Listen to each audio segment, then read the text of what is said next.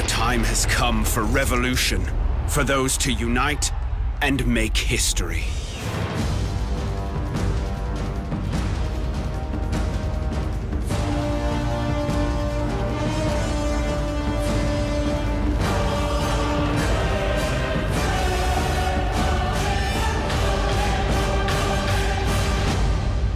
Most disappointing.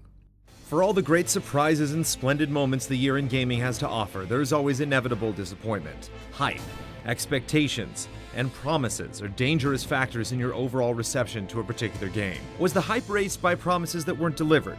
Does the legacy of a franchise set up for disappointment with a lackluster sequel? This category isn't about bad games, it's about the heights from which they fell. We expected great things from our nominees and took all of these factors into consideration before crowning the loser. The challenge is everything. And the nominees are: after the disastrous Alien Colonial Marines, it seemed that fans of the legendary film franchise would never get the game they truly deserve. To make matters worse, we had a second chance with Alien Isolation, which starts on the right track, only to be bogged down by inconsistent pacing.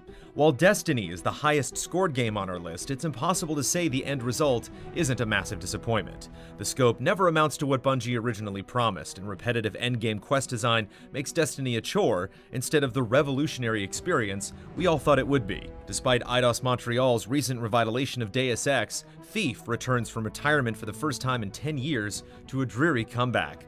Stealing is never satisfying, and Garrett is as stiff and wooden as the uninspired levels he has to surpass. Super Smash Bros. For 3DS On The Go sounds like a match made in heaven. Unfortunately, lag during multiplayer matches hinders the fun, and a forgettable single-player mode renders this version nearly obsolete against its Wii U brother. Castlevania Lords of Shadow 2 had the potential to outclass its predecessor, but ultimately falls short thanks to a forgettable narrative that never makes being Dracula feel fun or empowering. And the winner is... I am the Prince of Darkness! I am, and will be, forever a thorn in his side! All the nominees are huge disappointments, but we want nothing more than a definitive Castlevania game.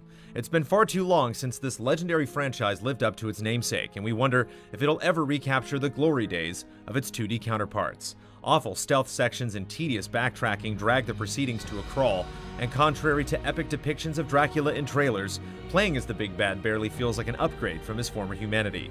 A sequel should improve upon its predecessor, and Lords of Shadow 2 falls flat, especially in its modern industrial environments and the anticlimactic ending.